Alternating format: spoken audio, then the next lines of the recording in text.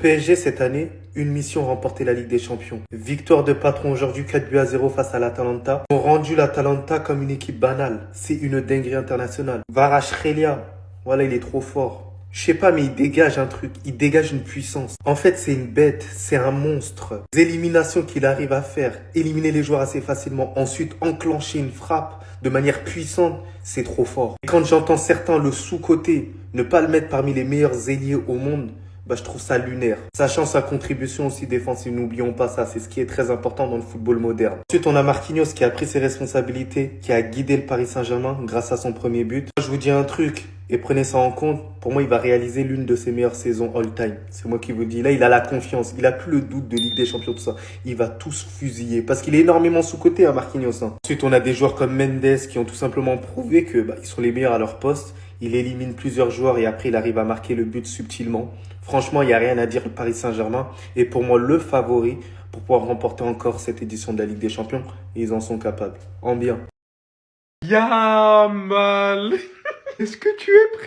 Non, parce que Nuno Mendes, il va te regarder comme ça dans pas longtemps. J'ai plus les mots, je ne sais plus quoi dire. Maintenant, il se met à sourire comme Dembélé et Léo. Quand un mec il se met à sourire comme ça, c'est qu'il connaît le niveau qu'il a atteint. Je peux vous dire qu'à son poste actuellement, personne fait mieux. Les gars, quand j'ai vu ça, j'avais juste envie de péter mon crâne. Il a envoyé le défenseur adverse vers Yamal pour le prévenir. Derrière ça, d'un angle aussi fermé, il a marqué. Il dégage tellement de puissance, une condition physique de fou, tellement de percussion. Sa palette technique est tellement large. Et dire que j'étais en train de me dire qu'il y avait des rumeurs de transfert il n'y a pas encore longtemps sur lui. Mais ce mec, c'est une pépite. Comment Enrique a fait en sorte que lui et de l'autre côté Hakimi sont à leur prime au même moment? Nuno Mendes, s'il te plaît. J'ai une dernière mission pour toi. Parce que là, je viens de voir que le 10 du prochain mois, c'est contre le Barça. Refais-nous la même chose. Va calmer ce petit. Parce que t'as été le seul, pratiquement, qui a réussi à lui faire barrage. Et quand je vois ta forme, là, je veux que ça se répète. Je veux que tu lui refasses ce que tu viens de faire aujourd'hui, là. J'ai trop hâte. J'ai trop hâte de la récidive de ce duel. Alors là, Kvaratskhelia, faut qu'on en parle. Pour quelqu'un qui était censé être blessé, c'est quoi ce but de Tariq qui vient de le mettre? Après le but de Marquinhos, il a décidé de prendre le ballon du milieu. La conduite de balle était tellement parfaite que les deux défenseurs qui sont derrière lui n'ont rien pu faire. À ce moment précis, malgré qu'ils soient entourés de 4 joueurs, il n'a pas du tout hésité à dégainer une frappe. Et il a bien eu raison puisque c'est rentré. Tout ça avec un entraîneur qui n'est pas sur le banc. Luis Enrique donne des consignes depuis les tribunes. On aurait pu penser que ça impacterait son équipe le fait qu'il soit pas sur le banc. Pas du tout, au contraire, il aime ça. C'est devenu une nouvelle méthode pour lui. Après ses propos, ça l'aide à mieux voir le match, voir certaines choses qu'il ne verrait pas s'il était sur le banc. Et effectivement, on le sent, le Paris Saint-Germain en train d'écraser Atalanta. Et le plus fou, c'est que le premier but a été inscrit aujourd'hui par Marquinhos, un but d'attaquant. Il a parfaitement joué le rôle d'Ousmane Dembélé aujourd'hui, c'est-à-dire qu'il était au pressing et à la finition. Tout part de lui, il est monté sur le porteur du ballon jusqu'à dans le camp de l'adversaire. Tellement le pressing était terrible, le gars il perd le ballon. Et sur un compte, le ballon arrive dans les pieds de Fabian Ruiz. Il a juste eu à faire une passe devant les cages, Marquinhos était déjà là. Un numéro 9 à l'état pur. J'avais perdu la hype pour le match face au FC Barcelone à cause de toutes les blessures. Et là, ça y est, ils me l'ont redonné. Au moment où je fais la vidéo, Nuno Mendes vient d'inscrire le 3e but. Et en parlant de blessures, malheureusement pour le Paris Saint-Germain, João Neves aussi sort sur blessure. Là, ça fait beaucoup par contre. Ils auraient pu se passer doucement Dembélé et Désiré Doué, mais là, si ça commence à se blesser au milieu aussi, c'est pas possible. En fait, vous parlez tous de Hakimi, de Barcola, de Vitinha. Mais c'est de lui qu'il faut parler. C'est de lui. Et pas qu'aujourd'hui, tout le temps. Aujourd'hui, vous avez vu Nuno Mendes. Moi, j'ai vu Roberto Carlos.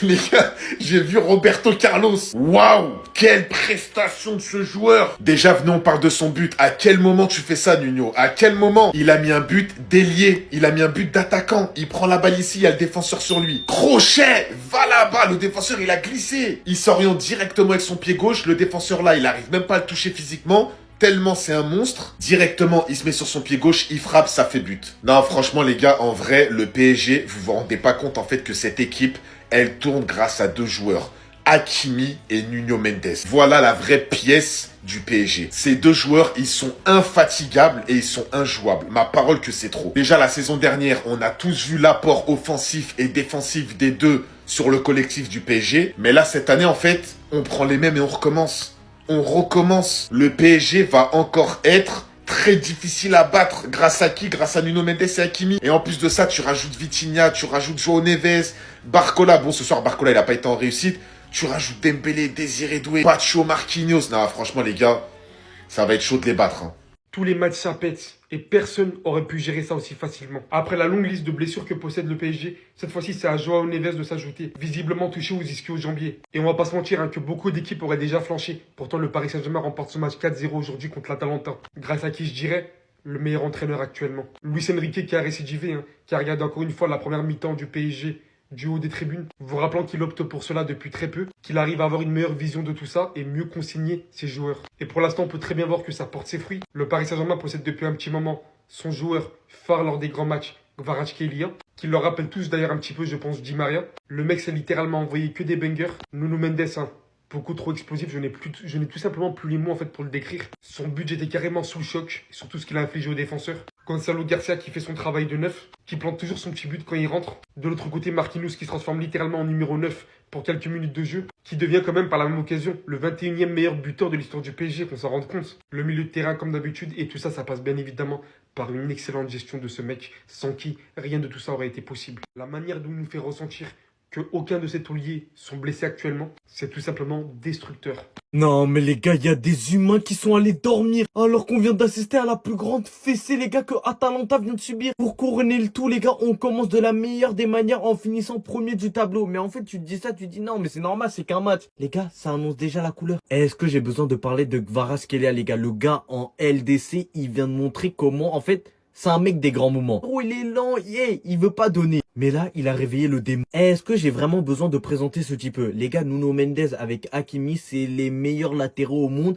Et je crois que le PSG, c'est trop une dinguerie d'avoir les deux. Comment tu m'expliques qu'il joue comme si c'était un attaquant? C'est ça que je comprends pas. Il est trop vif, frère. T'as vu la feinte qu'il a fait, les gars? Je me suis fait feinter. Est-ce que vous vous rendez compte? J'étais, écran. Je voyais tout. Je me suis quand même fait feinter. Alors, imaginez les défenseurs en face de Nuno Mendes. Alors, le but en solo de Kvaratskhelia. Les gars, mais c'est quoi ça? L'Atalanta, les gars, pour ne pas oublier, ils ont fait 2-2 face au Barça en 2025, en janvier.